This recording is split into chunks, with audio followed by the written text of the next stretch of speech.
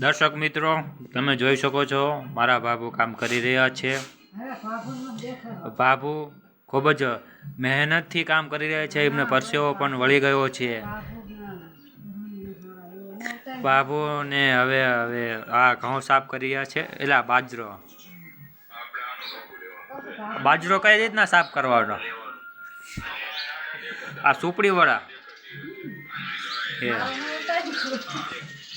તો આ કરોડો રૂપિયા કમાવાની સ્ટીક છે.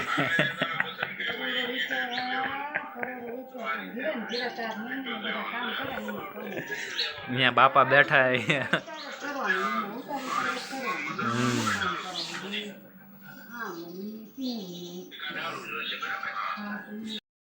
તો કેમ હો બધા દર્શક મિત્રો, વેલકમ ટુ માય ન્યૂ બ્લોગમાં. તો ફાઇનલી હું ઘરે આવી ગયો છું, કારણ કે હું ગયો તો લીમડી, કારણ કે તારો ભાઈ કપડાં લેવા ગયો તો. તમને કપડાનો પણ વિડીયો તમને હું બતાવીશ, મેં કપડાં કેવા લીધા છે, તમને કેવા લાગ્યા છે. તો પ્લીઝ કોમેન્ટમાં જરૂર જણાવજો. તમને આ કપડાં લેવા હોય તો લીમડી ગામના સરવૈયા હનુમાનના મંદિરે પાસેથી આ કપડાં મેં લીધેલા છે. તો તમે પણ કપડાં અહીંયા જઈને લઈ શકો છો. તો બ્લોગમાં બન્યા રહેજો, જેથી કરીને નવા બ્લોગ તમને જોવા મળશે. ચેતન બ્લોગને સબસ્ક્રાઈબર કરી નાખો, જેથી કરીને નવા બ્લોગ તમને જોવા મળશે.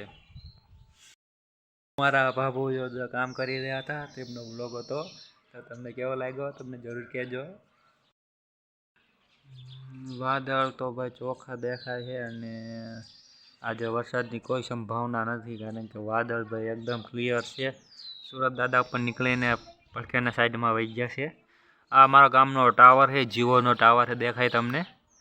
અને આ છે અમારે ચાઇનીઝ કપા, જે મોટા જે દૂધીના જેમ આવે ને એમ આવે.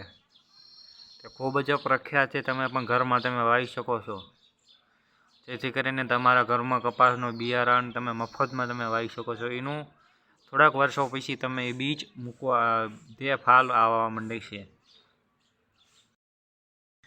અત્યારે તો વરસાદ આવતો નથી, વરસાદને રાહ જોઈને બેઠા છીએ અને બધા, કારણ કે વરસાદ કાલે આવ્યો તો, ખાબકો હતો, અને પાણી કરી નાખ્યા ખેતરમાં પાણી કરી નાખ્યા, ઢેર કરી નાખ્યા પાણીના. કપા પણ સારો એવો ઉગશે હવે, કારણ કે પાણી કરી નાખ્યા છે ને એટલે તેમાં.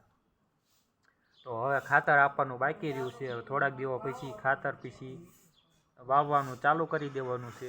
અને પછી થોડાક ટાઈમમાં પછી વરસાદ જો થાય તો હજુ પણ વરસાદ થયો નથી, કારણ કે હજુ બીજો વરસાદ થાય તો આપણે ખાતર નાખવા જવાનું છે. અને ખાતર નાખીને આપણે કપાને સારો એવો ઉગાડ કરવાનો છે, કારણ કે વરસાદ હજુ દેખાતો નથી, કારણ કે હજુ વાદળ હજુ છૂટા પડી ગયા છે. તો આપણે વરસાદની રાહ જોઈને બેઠા છીએ. હવે વરસાદ ક્યારે આવશે તો હવે આપણે જોઈશું. હવે તો મોરલા બોલે તો વરસાદ આવે એવું બધા કહે.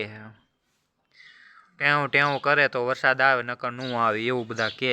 વડીલો એવો પહેલાં જમાનામાં કહેતા હતા.